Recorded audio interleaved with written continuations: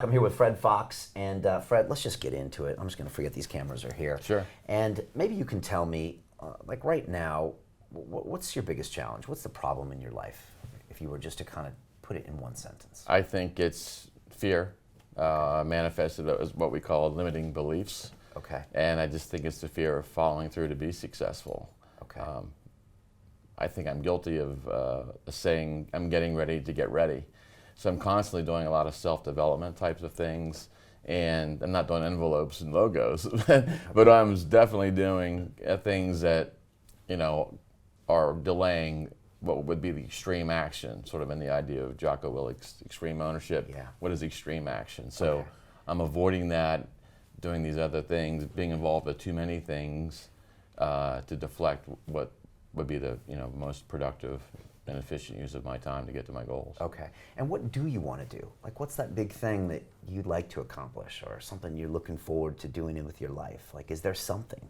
What would give you happiness, validation, Well, I think, and hopefully we'll dig deeper on this, I mean, from a monetary standpoint, I would like to develop my own headhunting agency into a run rate of around $200,000 a year. A year, okay. That would be my sort of initial goal, and then build it from there. Okay. So I've been a technology recruiter for 20 years. Okay. And I've been at the same level almost at that same time. So earlier last year, I'm like looking at myself, I had a bit of a, come to Jesus moment, like, what am I doing with myself? I'm in the same place. Right. What are you And doing? I was not achieving, had not achieved at this point in my life where I perhaps should have. Okay. I've done a lot of, I got a bachelor's degree, I've got an MBA, I was a Navy officer, I worked for Fortune 500 companies, but yet I'm at the same level. Okay. So that was a telling thing for me. I didn't know the answers. So that's when I actually stopped working for a major international management consulting firm, cold turkey, to kind of go on a sabbatical and find out,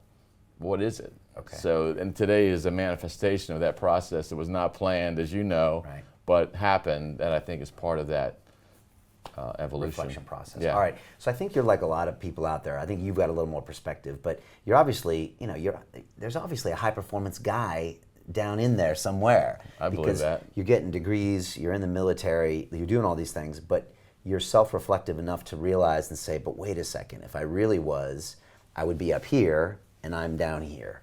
Right. So there's something in your head that stops Fred from being successful all along the way here, or stops him from breaking through to the next level. It's almost like you're limiting yourself. Probably, if we went through every scenario, if I could play it back in slow motion on the screen, I'd be like, yeah, right there, Fred. How come you said no to that opportunity? How come you missed that meeting? Or how come you whatever, shied away from that opportunity, even though it was perfect for you, right? Yeah. Can you play those back in your head? Where Oh yeah, I can give you, probably a bunch of ideas, but just trying to dig deep. I think about being in high school, and I was on the basketball team, right? And I was a scrub. I never got to play, and I think it was because when I did play, I was always concerned about making the bad pass. Okay. And what if I did that wrong? I'd be back on the bench. So it was this fear of doing the wrong thing. And so in this evolution process, what I've learned, and I'm still endeavoring to perfect it, is the idea of failing. The failing is not actually failure; it's part of the process. Right. But I'm still like that. I'm afraid if I do this and it doesn't work out, then what? So I avoid it by doing these other things when I should be focusing on just plowing through and just busting through and pulling myself through. Right, and that's what procrastination really is. Oh, yeah. I mean, people say I procrastinate, but it's actually not true. What happens is you're putting too much emphasis on what you're about to do, and you're looking at it as a potential failure, so you don't do it. Yes. Writer's block is the classic example. If people don't know what writer's block, it's when a writer goes down to write and they can't write. And a famous writer once told me, he said, Brian, that's because someone's putting too much emphasis on what they're about to write. If they just say, I'm going to scribble a bunch of words and it doesn't have to be a novel, then they'll do it. But for you, every action, you're worried about it being judged and worried about it being a failure. Now, just while we're on the topic, why do you think you grew up that way? Did you have parents that emphasized, success or not embarrassing the family, or? Well, I think it's a combination of those things, and this may be telling. My mother, who was sort of the dominant personality in our family, she was the principal of the local elementary school for decades. Okay, that's and great. She was the lady who, had people in our community had to go through, right? And she ruled with an iron fist, and that's both at school and at home. Okay. And so we were afraid of embarrassing her or doing anything wrong that she would not approve of. Okay. And in this reflective period, these last few months, I'm like, holy cow. I've been living like this most of my life, not even really knowing it. And if I did think about it, I kind of joked about the situation and just blew it off. Right. But I did not know just how deep it is and what it affects even me now at this point in time. Can you remember one of those moments when you were a kid where you felt like shameful of something? Well, it was almost a constant shame, Really? right? We would have sort of this Puritan mentality where we were at church every Sunday without fail, always wearing suit and tie. Wow. And I never missed a day of school because my mom's like, you're not going to miss a day of school. Wow. So when we were sick, we got well quickly and things of that nature. So I think that whole period of not wanting to embarrassing her and the fear of shame, sometimes receiving shame because things weren't done a certain way. What would happen if you didn't do something? Or can you remember a time where you didn't follow through? I think it was just the fear of not being loved. Loved, okay. Right. I think, being spanked, which went on back in those days, was sort of superfluous to, I would lose the love of this lady who was so dominant, not just in our household, but in our community. Right. And that's what she would probably do.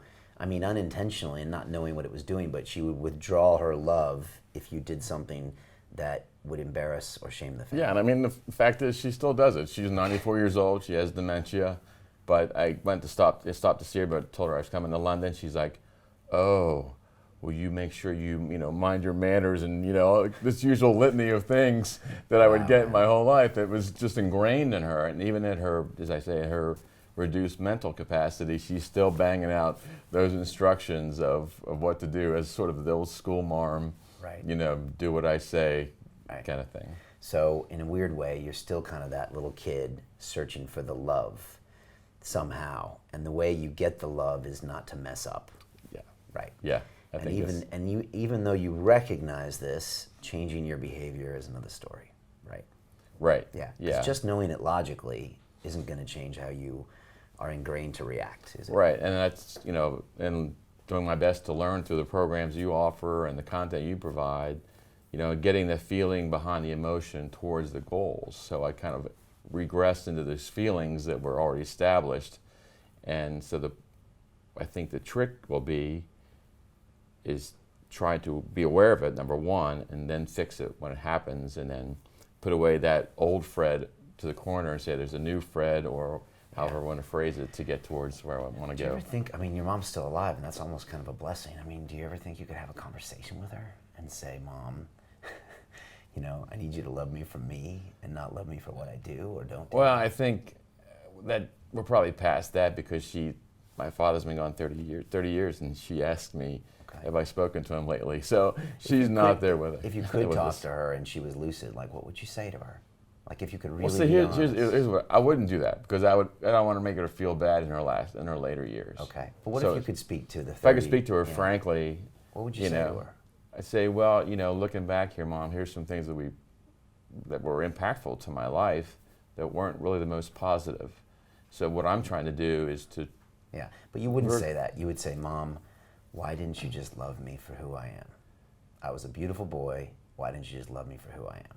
Yeah, I don't need to wear this best Sunday to the Sunday thing. It doesn't matter, but loving me matters. Yeah. That's really what you want to say to her, right? Yeah, I think it gets down to the base of it. Because if she had given you that, she would have probably hopefully given you the power to go out there and be this super strong guy. But you're too worried about the embarrassment factor. Yeah, now she does love me without question. Definitely. But it's just how the management approach. Yeah, but it hasn't necessarily helped you. Well, I always think it's good to maybe think about that conversation sometimes. And sometimes the parents are gone, and some people have parents that are dead. Yeah. In my program, sometimes people write long letters to their fathers and stuff because they have these things that are holding them back.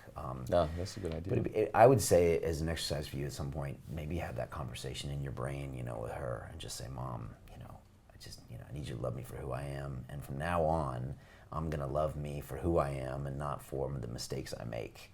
And I'm going to go out there and do those things. Mm-hmm. I suffer from the same kind of problem. If I really look at my life, my parents divorced when I was 7, and from then on, I realized that the love could disappear at any moment.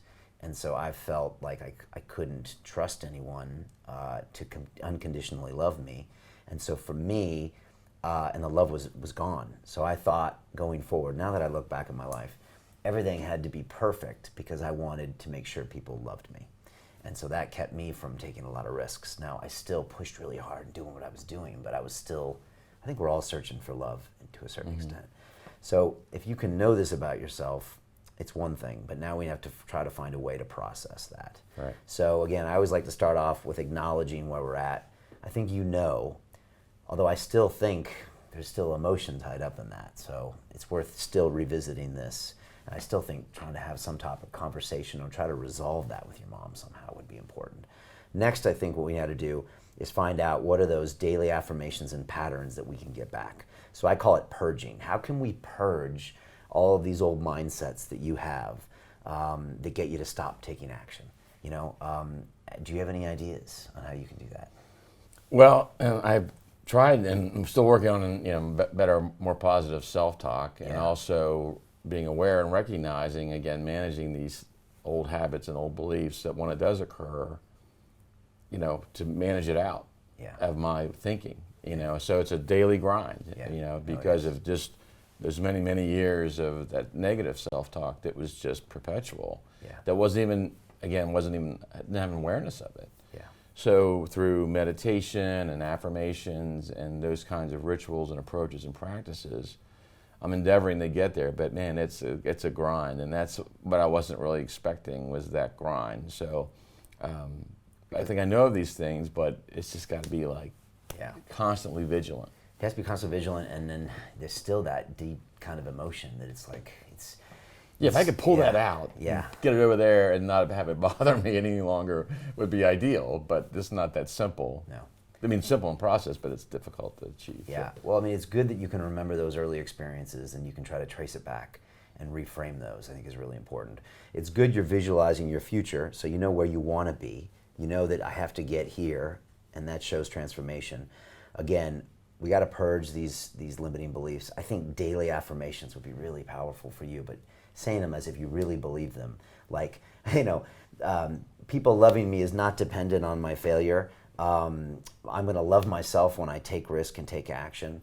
Grant Cardone has one thing I love. Criticism is a sign of success. I want more. That's something I say out loud every single day. That's good. Criticism is a sign of success. I want more. I want to fail at 10 things this year. I really do. I want to fail at 10 things this year, because that I means, would never ever say that until this moment. Okay. So I want you to say that, because that means 10 other things that I do are going to crush it. And this is what happens, I'll be honest, Fred, is that everyone pays attention to the wins and everyone forgets my failures. Dan Pena tells me the same thing. He's like, Brian, I failed at so many things last year, but no one sees those things. But you, because you're a mom, you think everyone's looking at your failures. And I'm sure you had wins as well. You've had a lot of wins over your life. Yeah. But you're focusing on... But I magnify the failures. Yeah, exactly. Like, I should have done this, but oh my God, I didn't do this. Exactly. So. And it's because of that thing with your mom. So again, this isn't about blaming someone, it's about understanding the dynamic. I mean, I recently got to speak with my parents about the whole divorce thing. And once I actually spoke with them, I realized that they were just living their life. I bet your mom probably had parents and a father that for them, how she behaved was everything. I'm sure she came from that. So she's just transferring that along. And she had a reason she did what she did. Now, it doesn't mean, though, that you have to live this life of procrastination and fear. So acknowledging that about yourself, really, I think really meditating on that experiences with your mom and knowing how it really affected you. And then starting to say these affirmations out. So I want to fail at 10 things this year. The bigger I can fail this year, the more successful I'm going to be. That's what I need you to start saying every day. Then I have something called resistance training, which means for the next few months, your old habits are going to creep in. Even though you realize it, it's going to start doing the talk. I had Ed here recently, Ed here a few minutes ago, and he's like, all right, I'm going to contact the chairman today, and then he came up with an excuse about 2 minutes later. So your subconscious brain is smarter than you, and it's going to come up with all the reasons not to take action. So you need to find a way to resist that. And then finally, you need to find someone that holds you accountable. I know you're in some of my programs as well, but like for specific action steps and a specific goal, really important that we can get someone to hold you accountable to just taking these steps and moving that forward. And again, big risks for you. But everything you think is a risk is not a risk. Right, that's the thing. It's just so delusional to myself. It's, you create this whole your perception, and it's not really reality. Yeah, no one cares, including your mom doesn't care anymore because she's not on social media. She won't even know what you're doing anyways, probably. But the thing is that we believe that everyone cares about what we do. The truth is everyone's focused on their own life. No one cares about your failures. No one really even cares about your success that much either. You do, and that's important, and you should do it for you. But honestly, you just need to also have the mentality of, fuck everybody else. Who cares what they think? I'm doing this for Fred. I'm doing this so you want to be proud of you. Mm-hmm. That's ultimately what you want, right? Yeah. What other people tell you about you isn't that important, I think. I think if you feel great about yourself, you're going to get there. And another thing I think is you need to feel good about yourself today. So if you can get up every morning and take action and beat procrastination, you're winning, period. Yeah, so let's get you feel like you're winning every single day, and the success comes later. Honestly, the success will come with you and with Ed if you can just feel that winning spirit every day. So again, that's the whole point. I think we did some good acknowledging. You know you're where you want to go. We need to really purge these habits. I need to get you into saying every day, I want to fail. Criticism is a sign of success. I want to fail at 10 things this year, and get you in the process of going out there and doing it. And whenever you worry about something happening, realize that's just my mom talking. That's my whole upbringing. Michael Jordan had a great quote. He said, and you talk about basketball, about screwing up the play. He's my guy. And Michael said, and Dan said this the other day. He said this about Babe Ruth. You know Babe Ruth, sure. The most home runs, the most home runs in baseball history, the most strikeouts in baseball history. But no one really knows the strikeout stat. No one remembers the strikeouts. Michael Jordan said something like, I have missed the basket of 21 game-winning matches. Yeah. He's missed it, and he lost the match. Mm. But I don't ever remember one of those. No. I just remember Jordan putting it at the end. And it's the same with what I do. Everyone remember my successes, they forget my failures. So drill that into your brain. Let's get this process. Really think more about this thing with your mom. I mean, I really think we need to just acknowledge this and put it to bed and really put that away for a while and know that that's kind of over and this is the new you moving forward. Mm-hmm. You know, I always encourage my students to even write a letter. I mean, maybe write a letter to your mom and don't send it to her and just say, Mom, this is what happened. I know it's not your fault. I knew you grew up like this, but this has done all these things from you. And from to this day on, I'm no longer behaving like your son. I'm behaving like Fred. And Fred is a new guy. I want to make my children proud and my people proud. And I'm doing this new thing. Mm-hmm. I think that's really worth an exercise as well. All right. Good stuff, look, yeah. I'm going to hold you accountable as well. We got Susan watching you. Okay. But I would love it if you could give me those 5 new affirmations you're going to say every day, including, criticism is a sign of failure. I want you to tell me the 10 things you're going to fail at this year, and I want to see the action steps, and let's hold you accountable to those. And let's always protect about you going back to that old mindset. And I think if we do that and meditate on loving yourself every day, regardless of the failures, love yourself for the action you're taking, I think is really important. Good stuff. So there you go. Does that help? Yeah, more than you know. Really? Yeah, absolutely. Yeah, in a big, big way. Okay. It's consistency to do those things throughout in the grind. All right. But doing the right things to get the right outcomes. It is, man. Well, look, I appreciate you opening up with us. And it's probably helped a lot of people as well today. So, look, let's do this. All right? And absolutely. All right. Brian, thanks for all you do. No, my pleasure, man. Really appreciate it. We're in a dark age. We've lost our compass. We don't know who we are. We don't know where we want to go. What is to be done? It's going to take some consciousness change to get us out of the box we're in. La maldición de ayahuasca, nosotros podemos conectar con esa persona y le da cuenta dónde está la raíz del problema de él. Pues ahí se trabaja. Sometimes I feel anxious and unappreciative of the things I have. There's no such thing as work-life balance. There are work-life choices, and you make them, and they have consequences. What we don't understand about psychedelics is a very thick book. They can help you orient yourself morally, but look the hell out. You don't always get what you want with ayahuasca, but you always get what you need. The diseases of individual are the diseases of the world. Our culture, soul, is severely wounded. Humanitarian crisis growing by the day. global warming is the greatest fraud that's been perpetrated on mankind this century. When you take these lessons in, it's kind of a process to make sure that it comes into yourself.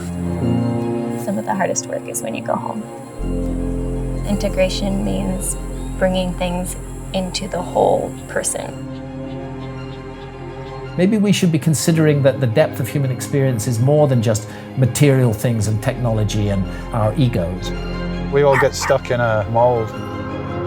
That's what can happen with ayahuasca. You get that mold, and she fucking smashes it on the floor. Now, what are you gonna do? Now, who are you?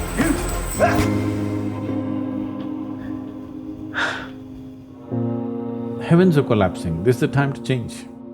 If you want to raise human consciousness, there has never been a better time.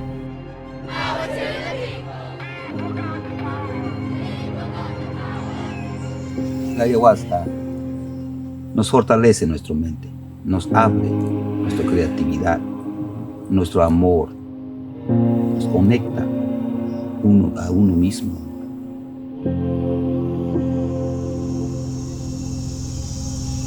Treno ayahuasca supai kuna chamuriri mushamu. Siji siji majiji ko chamuriri.